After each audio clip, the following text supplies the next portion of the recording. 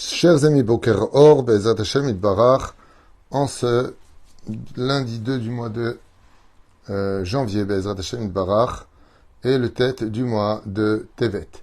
Je suis racheté ce matin par Esther Bat Simcha Yekara pour la bracha et réussite de ses enfants, Ariel Moshe, Sarah Hana et son mari Mordechai Ben Daniel, et pour elle-même, Bezrat Hashem, une grande réfoua shlema pour Avraham Ben Colette, et remercier le Rav Tuitou pour ses précieux conseils. Toda Rabba, à vous Bezrat Hashem, Iratson, que Akadosh Baruch Hu nous ouvre toujours les yeux pour donner que de bons conseils. Vous savez que tous les matins on le dit, que nous ne fréquentions pas des gens qui donnent de mauvais conseils, mais de bons conseils. Et moi, mes conseils n'ont rien de personnel, ils sont toujours basés sur les écrits de nos Chachamim. La Torah est un phare qui nous permet de savoir où on pose les pieds pour un meilleur lendemain. On commence cette étude en souhaitant une grande réfoua shlema à toute notre liste et ceux qu'on ne connaît pas, bien sûr, une Leilou Nishmat Kol Metei Israël, de penser vraiment à tous ceux qui sont partis de ce monde. Vous ne pouvez pas imaginer combien de gens partent de ce monde et personne ne dit Kaddish pour eux. Malheureusement, ils n'ont pas fréquenté des synagogues dans leur vie, donc pas de communauté, donc pas d'amis spécialement religieux, et donc, en résultant de cela, quand ils partent de ce monde, seuls ceux qui les ont connus seront présents, chose qui n'est pas forcément intelligente. Quand tu sèmes, Bezrat Hashem, tu sais quoi récolter. L'importance de Bezrat Hashem, vous attacher à un Rav, à une communauté, d'avoir des amis qui soient là pour vous dans les meilleurs moments, comme les plus tristes moments de la vie d'un homme. Quoi qu'il advienne, on commence ce jour avec Abir Yaakov, Rabbi Yaakov Uchatzera, en remerciant ceux qui ont acheté ce shiur, que Dieu vous bénisse. Toda Rabba Mamash Mikol Elev, Esther Bat Simcha. Donc bracha réussite pour toute cette liste qu'elle nous a donnée ici. Toda Lael. On commence. Rabbi Yaakov Uchatzera Zecher Tzadik, Vekadosh Ibracha. J'ai vu qu'ils ont retapé sa tombe à Demanhour, là-bas. Et lui, à propos d'un verset de la Parashat Vayichi, duquel il est marqué Issachar Hamor Garem. Comme c'est marqué là-bas, Issachar Hamor Garem est un âne.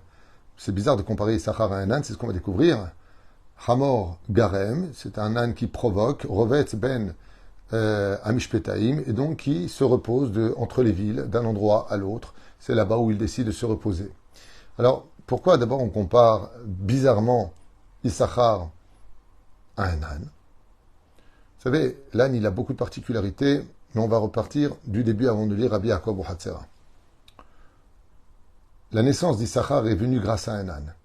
Si vous vous rappelez un petit peu en arrière, dans les parachas précédentes, Rachel n'arrive pas à avoir d'enfant. Et elle demande à Léa de bien vouloir lui donner des doudaïm, qui est une grande ségoula, pour avoir des enfants. Et elle va demander à Réhouven, son fils, d'aller chercher les mandragores, les doudaïm. Seulement, comme vous le savez tous, j'en avais fait un cours, basé sur le Zohar HaKadosh, qui nous explique que cette plante très spéciale que sont les mandragores ne sont pas des plantes naturelles. Ce sont des plantes aphrodisiaques, qui viendraient, selon certains commentateurs, de la semence, qui tomberaient à même le sol, et la reine des démons, Lily, permet les prend pour elle, qu'on l'ait bien compris, et permet à la terre, qui appartient au monde des démons, de se concrétiser grâce à cette semence. C'est pour ça que c'est une ségoula pour avoir des enfants. Il y a un rapport entre la semence et les enfants. Le problème qu'on a, c'est que celui qui arrache les mandragores meurt dans l'année. Il y a des témoignages sur ce sujet-là, que quand on arrache un mandragore, il hurle. Et ce qu'il y a de plus choquant, c'est que la racine du mandragore ressemble tête, cou, épaules, bras, tronc, jambes. Ça ressemble à un enfant. C'est une plante, dans l'absolu, mais dont l'origine est un petit peu maléfique. Mais on a le droit de l'utiliser pour tomber enceinte. Quand Réhouven est parti chercher les mandragores, pour les donner à Léa, qui allait les donner à Rachel, et cette même nuit-là, où Yaakov, en contrepartie de les donner à Rachel, Léa avait dit, mais ce soir, Yaakov devait venir vers toi, il viendra vers moi. Rachel a accepté. De cette union entre Yaakov et Rachel est né Issachar. Grâce à quoi? Au mandragore. Maintenant, ces mandragores, si on les arrache, on meurt dans l'année. Donc vous avez bien compris que Réhouven n'est pas idiot. Qu'est-ce qu'il a fait? Il a attaché une corde à la queue de son âne et au mandragore. Et quand il a donné une tape sur les fesses de l'âne, qui a avancé, l'âne a arraché le mandragore de sa place, et c'est l'âne qui est mort dans l'année. Ainsi donc, il a pu récupérer cette plante si dangereuse à arracher, et l'a donnée à Léa pour qu'elle puisse aller avec son mari. Et elle est tombée enceinte de qui? De Issachar. Donc oui, il y a un lien au niveau du pshat entre la naissance d'Issachar et les mandragores. Donc, qui les a retirés? L'âne, le Hamor. Hamor Garam. Issachar, Hamor Garam. Issachar, tu es né grâce au fait que l'âne ait provoqué ta naissance. C'est lui qui t'a provoqué ta naissance. La deuxième particularité du Hamor, comme alors peut-être chez Rabbi Yaakov Bohatzera, vous savez que je n'ai pas l'habitude de lire ce que j'enseigne. Je partage, je n'ai rien enseigné, ce que je lis, je le partage tout simplement. Mais l'âne a une grande particularité, c'est qu'il ne se repose jamais réellement. Je m'explique. Quand tu prends un dromadaire, un chameau, un cheval, et que tu lui déposes une charge, comme un bœuf, il ne peut aucunement se reposer si tu ne lui retires pas réellement la charge de son dos. L'ossature des ânes est la plus forte de toute la nature. Chaque animal a une particularité, et les ânes, eux, sont spécifiquement puissants. Quand il vient pour se reposer, pourquoi tout le monde prenait des ânes? Parce que tu n'avais pas besoin de retirer la charge qui était sur leur dos, qui était fatigant. Tu enlèves la charge, tu remets la charge. L'âne peut se reposer avec la charge car son ossature est tellement forte qu'elle supporte la charge même quand il se repose. Qui est Issachar? Le mot Issachar en hébreu sont les lettres du mot Yesh Sachar. Il a un salaire. De qui est-ce qu'on parle? Issachar, c'est l'Avrer. Issachar, c'est le Haridi qui étudie dans le Kollel. Et qui vient le soutenir? Zevulun. Celui qui a été choisi par Dieu dans le ciel pour soutenir la Torah. Comme le dit la paracha de Vezot et Beracha, où il y a la bénédiction à la fin de la Torah, eh bien, Ismach Zvulun betzetecha ve'Issachar be'olecha. Heureux est le sort de celui qui soutient la Torah, dit la Torah elle-même. La Torah. Ismach Zevulun. Heureux est ton sort, Zvulun, le jour de ta mort. Pourquoi il serait heureux, Zvulun? Parce que toute la Torah qu'a écrit l'Avrer que tu as soutenu, tout ce qu'il a appris toute sa vie durant, le jour où la personne qui a soutenu la Torah meurt, Dieu met dans la connaissance de celui qui a soutenu la Torah toute la Torah de celui qui l'a appris toute sa vie. Et c'est une joie intense parce que celui qui a travaillé mais qui a soutenu la Torah, le jour où il meurt, il arrive devant le Beddin, le Ben Ishraï dit qu'il doit faire 280 heures de Dvar Torah, mais il n'a pas étudié lui tout ça. Grâce au fait d'avoir soutenu un Avrer, toutes les connaissances de l'Avrer pénètrent son univers à lui. Et il les a dans la tête. Quand il arrive devant le Beddin d'en haut, il dit, ouh, je peux vous parler du Tour, du Shulchan Arour, de la Gemara, tout ce que vous voulez, j'ai appris. Il dit, comment t'as appris? Parce que j'ai soutenu la Torah. Je suis son associé. Et un associé, il prend autant que l'autre. Donc il a tout à gagner. Issachar, c'est celui qui étudie la Torah. Voyons maintenant ensemble ce que nous enseigne Rabbi Yaakov Bohatzera alav shalom. Pourquoi comparer Issachar à un âne, dit Rabbi Yaakov? Est-ce que c'est intelligent de comparer un homme à un chamor?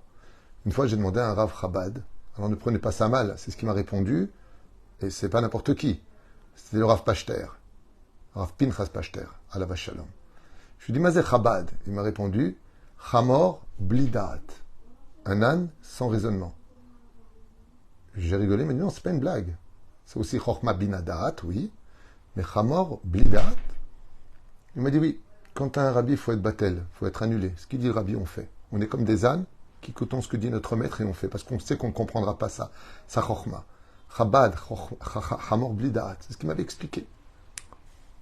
Et donc, on voit ici que c'est vrai que le Hamor, mais tu comprends rien ou quoi? Pourquoi tu fais ce qu'il dit? Mais t'es bête, Pérouche d'avar, il y a l'âne qui est bête parce qu'il écoute n'importe qui, n'importe quoi. Et il y a celui qui a son rab, ce qu'il dit, je fais. Ça dit qu'il a dit, Anilo Omer Er Hare Midotav, comme dit le Rambam, on n'a pas le droit de Er Hare Midotav chez le Rabbo, étant donné que tu ne comprendras pas ton rab, ce que lui il voit, ce que lui il comprend, tu vas mettre beaucoup plus de temps pour le comprendre, fais-le, Naase Venishma. Tov Bekitsur.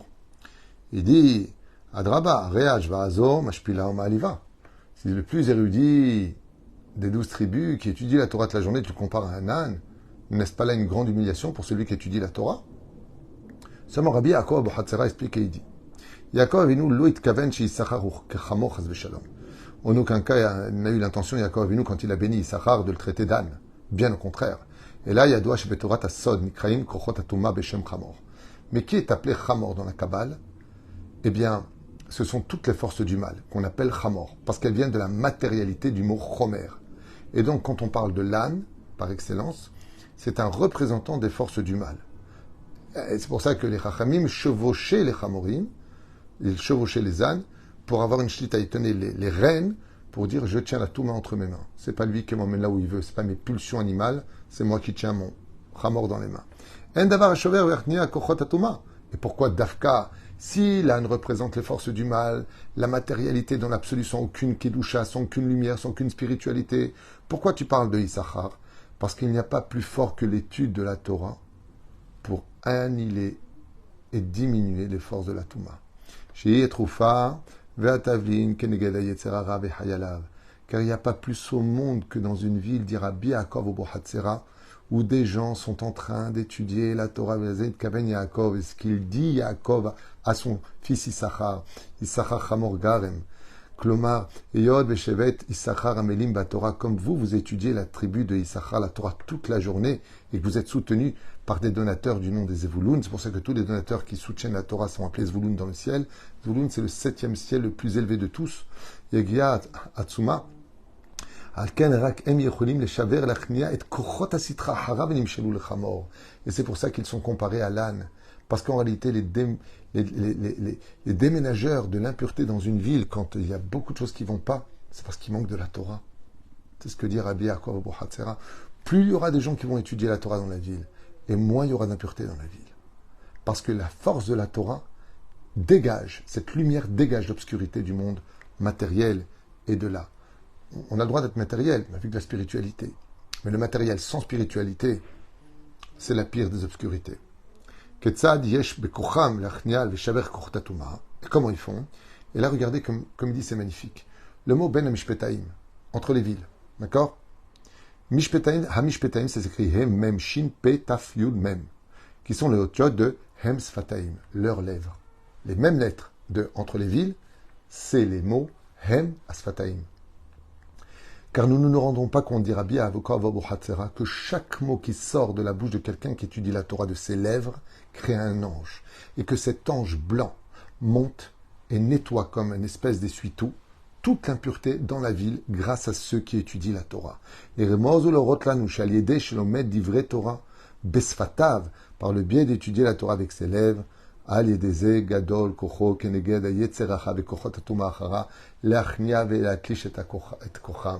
d'autres termes, plus il y aura de Torah dans chaque endroit de notre vie, plus il y aura de Torah dans nos villes, dans nos quartiers, et plus on aura de chances de retirer toute l'impureté qui nous influence à travers tous ces virus qu'on ne voit pas, mais qui peuvent nous rendre malades, au point de perdre toute objectivité sur le devoir accompli pour chacun de nous, chaque jour.